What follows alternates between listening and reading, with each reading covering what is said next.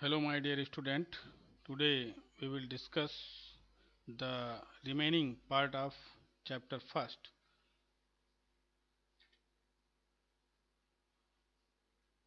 The topic is fertilization. What is fertilization?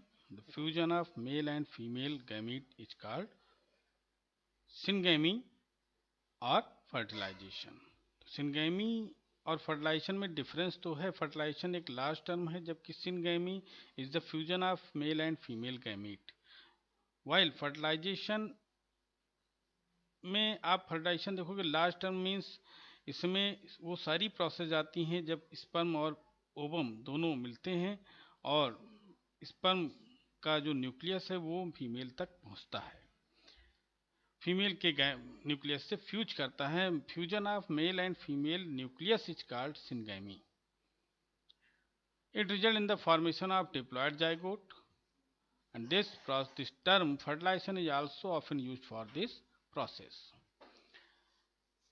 Some organisms like rotifer, honeybees, and even some lizard and birds like turkey birds, the female gamete undergo development to form new organism without fertilization.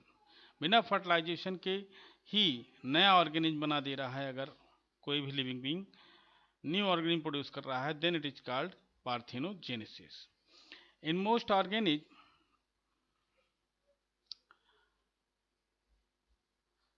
in most aquatic organisms such as a majority of algae and fishes as well as amphibian, syngamy occurs in the external medium. अगर outside the body fertilization हो रहा है, syngamy हो रही है, then it is called external fertilization. Internal fertilization अगर body के अंदर हो रहा है, then it is called internal fertilization. External fertilization आपने देखा कि फिशेज और एम्फीबियंस में आप देखते हैं, इनमें एक्सटर्नल फर्टिलाइजेशन होगा और इंटरनल फर्टिलाइजेशन आपको ब्रायोफाइट, टेरिडोफाइट, जिम्नोस्पर्म, एंजियोस्पर्म्स और मैमल्स, बर्ड, इनमें आपको इंटरनल फर्टिलाइजेशन मिलेगा। इसके बाद post fertilization event. Post fertilization event में क्या क्या होगा, तो इसमें आप देखेंगे कि जाइगोट बनेगा और जाइगोट बनने के बाद वो एम्ब्रियो में डेवलप होगा। तो दो प्रोसेस यहाँ पर, जाइगोट का फॉर्मेशन और जाइगोट से फिर एम्ब्रियो का फॉर्मेशन आप देखेंगे। जाइगोट है क्या है? वाइटल लिंक है बिटवीन टू जनरेशन और सिंगल सेल स्टेज होगी जाइगोट, एक सेल होता है। That means all human being produces from the single cell, that is zygote. हम लोग जाइगोट एक समय अपने लाइफ स्पैन में एक बार सिंगल सेल जरूर थे जाइगोट के फॉर्म में। Next topic embryogenesis. Embryogenesis means the formation of embryo from zygote is called embryogenesis. During embryogenesis zygote undergoes cell division and cell differentiation. Cell division means mitosis, यहाँ पर एक से दो cell बनना या चार सेल बनना, दो से फिर चार हो जाएंगी, माइटोसिस है। सेल डिफरेंशिएशन मीन्स एक पर्टिकुलर फंक्शन को वो करने लगे। Cell differentiation help groups of cells to undergo certain modification to form specialised tissue and organs to form an organism.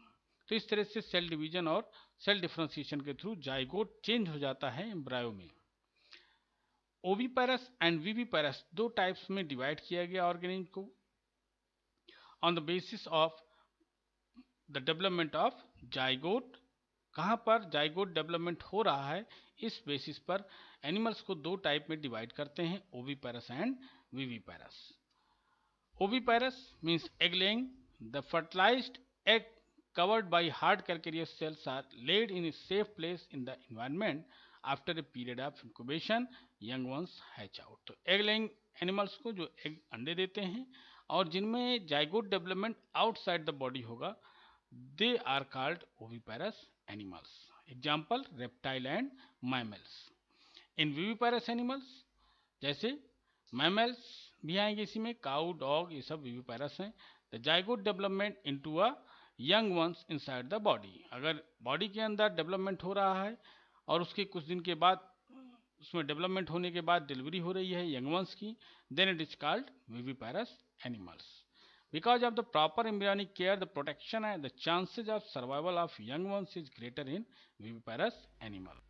तो चांसेज ऑफ सर्वाइवल विविपाइरस में ज़्यादा होते हैं क्योंकि उसमें प्रॉपर एम्ब्रियोनिक केयर और प्रोटेक्शन ज़्यादा होता है। तो आपसे कई बार ये क्वेश्चन शॉर्ट टाइप में पूछा जाएगा किसमें ओविपाइरस या विविपाइरस किस पे ज़्यादा सर्वाइवल ऑफ चांसेस हैं, तो आप बताएंगे चांसेज ऑफ सर्वाइवल सबसे ज़्यादा आपको किस में मिलेगा, विविपाइरस में। तो इस तरह से ओविपाइरस विविपाइरस में डिफरेंस भी पूछा जाता है, आप लोग डिफरेंस भी तैयार कर लेंगे। नेक्स्ट टॉपिक फ्लावर के बारे में बात करें, अगर फ्लावरिंग प्लांट्स के बारे में, तो फ्लावरिंग प्लांट्स मीन्स एंजियोस्पर्म में zygote is form inside the ovule. Zygote कहाँ बनेगा, ओव्यूल के अंदर, और ओव्यूल कहाँ है, ओवरी के अंदर। तो ये फीमेल रिप्रोडक्टिव पार्ट होगा। After fertilisation the sepal petals and stamens of the flower wither and fall of.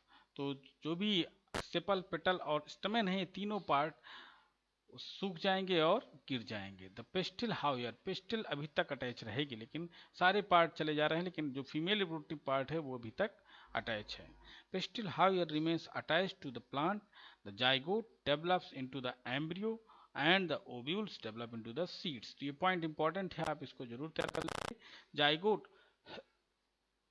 develops into the embryo and the ovules develop into the seeds. The ovary develops into the fruits which develops a thick wall called pericarp that is protective in function. तो यहाँ पर आप इसको भी तैयार कर लेंगे। Ovary से फ्रूट बनेगा और उसके ऊपर एक कवरिंग होगी जिसे पेरिकार्प कहते हैं। पेरिकार्प भी आपके यहाँ को पूछा जाता है, इसको भी आप तैयार कर लेंगे। और ये एनसीईआरटी में आप फिगर 1.8 पे देख सकते हैं। After dispersal seeds germinate under favourable condition to produce new plants. और जो सीड बना ओव्यूल से वो फेवरेबल कंडीशन में नए प्लांट को डेवलप कर देगा। तो फर्स्ट चैप्टर यहीं पे फिनिश होता है, इसके क्वेश्चन आंसर हम लोग नेक्स्ट पार्ट में देखेंगे। Thank you.